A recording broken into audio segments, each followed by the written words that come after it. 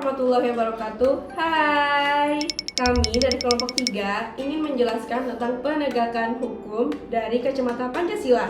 Saya Aulia Ulfa, Saya Novia, saya Naswa, Saya Widya, saya Caca, saya Yasmin, saya Ariana, Saya Pedro, Saya Andre. saya Faisal. dan saya Anggi. Nah, jadi ke hari ini kita itu mau tanya teman-teman yang ada di sini tentang apa sih penegakan hukum berdasarkan Pancasila. tonton video sampai habis. Menurutmu, apa contoh peristiwa hukum yang tidak sesuai dengan Pancasila? Menurut saya, contoh peristiwanya itu ada penistaan atau penodaan agama yang merupakan salah satu bentuk pelanggaran yang tidak sesuai dengan Pancasila, yaitu sila pertama ketuhanan yang Maha Esa. Kasus penistaan agama yang pernah menghebohkan publik itu salah satunya yang dilakukan oleh Lia Eden. Dia dinyatakan bersalah atas kegiatan menyebarkan agama yang tidak benar. Dan Lia Eden ini juga merupakan pemimpin sekte Tatah Suci Kerajaan Tuhan yang telah dinyatakan sesat. Kepada anggotanya, ia memperkenalkan agama baru yang ia sebut Salamullah. Agama tersebut juga merupakan penyetuan dari semua agama yang ia pelajari. Dan perlu kita ketahui juga pada tahun 2006, Lia Eden ini divonis bersalah melakukan penistaan agama dan dihukum 2 tahun penjara. Kemudian Lia Eden ini kembali dipenjara untuk yang kedua kalinya selama 2 tahun 6 bulan pada tahun 2008. Menurutmu, apa contoh peristiwa hukum yang tidak sesuai dengan Pancasila? Menurut saya, salah satu contoh peristiwanya adalah penegakan hukum di Indonesia yang seperti pisau, yaitu tajam ke bawah tetapi tumpul ke atas yang tidak sesuai dengan sila kelima keadilan sosial bagi seluruh rakyat Indonesia. Contohnya adalah kasus Nenek Minah yang didakwa melakukan pencurian 3 buah kakao, kemudian divonis 1 bulan dan 15 hari dengan masa percobaan selama 3 bulan. Dalam sebuah penerapan hukum harus dikedepankan pertimbangan-pertimbangan yang seimbang, sehingga tidak semua perbuatan pidana berakhir di penjara. Apalagi Nenek Minah hanyalah seorang rakyat kecil yang mana kasus ini telah mengusik rasa keadilan banyak pihak, banyak kalangan yang akhirnya mempertanyakan di mana letak hati nurani para aparat penegak hukum. Menurutmu, apa penyebab ketidakefektifan proses penegakan hukum? Oke, contoh perilaku yang melanggar nilai ketuhanan. Yang pertama, tidak mengakui keberadaan Tuhan yang Maha Esa. Yang kedua, melanggar kewajiban dalam beribadah. Yang ketiga, melakukan diskriminasi terhadap orang lain. Contoh perilaku yang melanggar nilai kemanusiaan. Yang pertama, memperlakukan orang lain dengan semena-mena. Yang kedua, enggan membantu orang yang kesusahan. Yang ketiga, melanggar hak di lain untuk mendapatkan kehidupan yang layak. Contoh perilaku melanggar nilai persatuan. Yang pertama, bersikap egois dan ingin menang sendiri. Yang kedua, mengutamakan kepentingan pribadi daripada kepentingan banyak orang. Contoh perilaku yang melanggar nilai kerakyatan yaitu main hakim sendiri, mengabaikan pendapat orang lain, yang terakhir mengambil keputusan secara pihak. Setelah itu, contoh perilaku yang melanggar nilai keadilan. Yang pertama, menghalangi orang lain untuk mendapat kehidupan dengan layak sesuai dengan amanat undang-undang dalam setiap lini kehidupan. Yang kedua, bersikap sewenang-wenang terhadap sesama orang. Yang ketiga, tidak menghargai hak orang lain. Menurutmu, apa penyebab ketidakefektifan proses penegakan hukum? Menurut saya ketidakefektifan penegakan hukum yang sekarang adalah penegak hukum itu harusnya memiliki strategis dan melakukan kualitas menegakkan hukum di sebuah negara di Indonesia. Dan juga harusnya kinerja para penegak hukum seringkali dianggap kurang memuaskan atau ketidakpuasan dari masyarakat, yang menjadi pertanda lemahnya penegakan hukum di Indonesia. Hukum yang dianggap sebagai cara untuk mencari keadilan bagi masyarakat malah memberikan rasa ketidakadilan. Salah satu penyebab lemahnya penegakan hukum di Indonesia adalah kualitas para penegak hukum yang masih rendah. Atasnya moralitas mengakibatkan profesionalisme kurang dan tidak terjadi kebanggaan pada penegak hukum.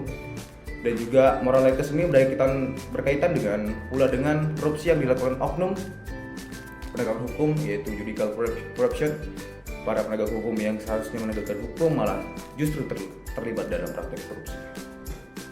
Menurutmu, apa penyebab ketidakefektifan proses penegakan hukum?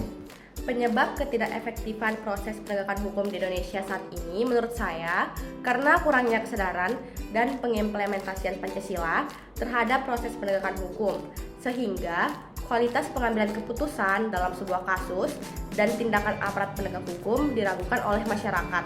Kebanyakan masyarakat saat ini menyepelekan aturan karena hal tersebut.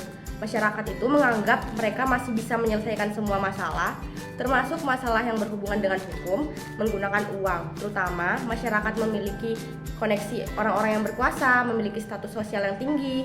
Mereka tak takut melakukan pelanggaran karena mereka merasa aman, merasa bisa membeli kekuatan aparat penegak hukum yang tidak jujur.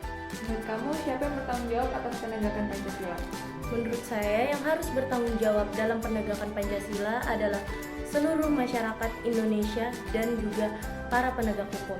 Kenapa sih masyarakat harus turun tangan bertanggung jawab dalam Pancasila? Karena menurut saya, masyarakat ini sangat berpengaruh dalam penegakan Pancasila, karena dengan ditegakkannya nilai-nilai Pancasila oleh masyarakat, maka akan terciptanya cita-cita di dalam Pancasila. Cita-cita dalam Pancasila yaitu keadilan sosial bagi seluruh rakyat Indonesia. Menurut kamu, siapa yang seharusnya bertanggung jawab atas penegakan Pancasila? Menurut saya, yang bertanggung jawab atas penegakan Pancasila yaitu seluruh pemerintah dan masyarakat Indonesia. Kenapa? Karena Pancasila adalah dasar negara kita, sehingga menjadi tanggung jawab seluruh masyarakat untuk menegakkan Pancasila dengan cara menerapkan nilai-nilai yang terkandung di dalamnya sebagai pedoman dalam kegiatan berbangsa dan bernegara. Apa peran Pancasila di kehidupan sehari-hari kamu? Di kehidupan sehari-hari, saya menerapkan Pancasila itu sebagai aturan yang tidak boleh dilanggar.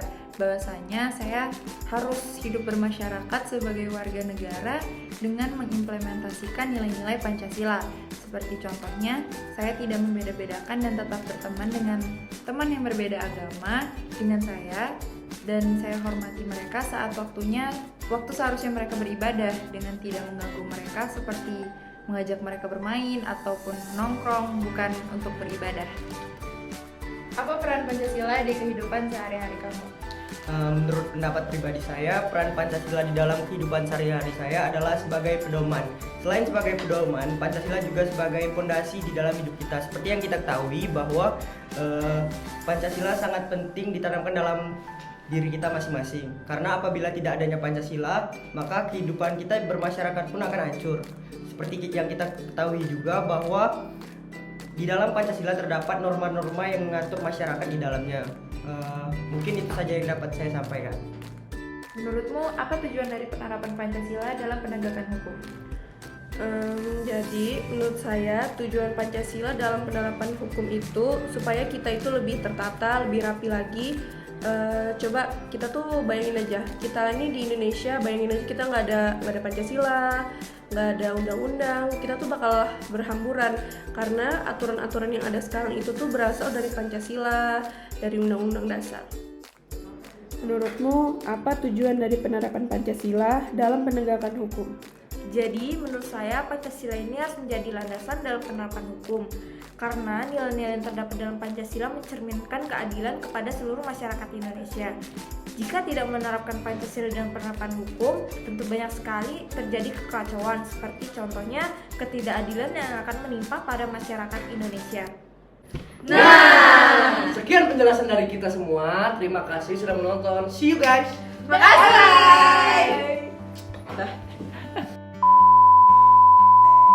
Hai, kami dari kelompok 3 ingin menjelaskan penegakan hukum. Hai, kami dari kelompok 3 ingin menjelaskan tentang penegakan.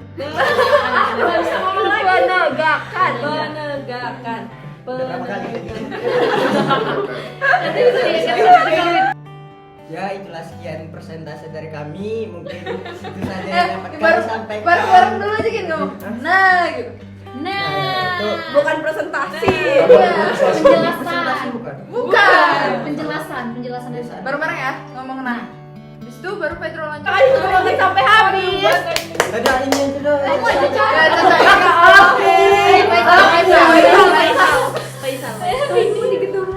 Nah.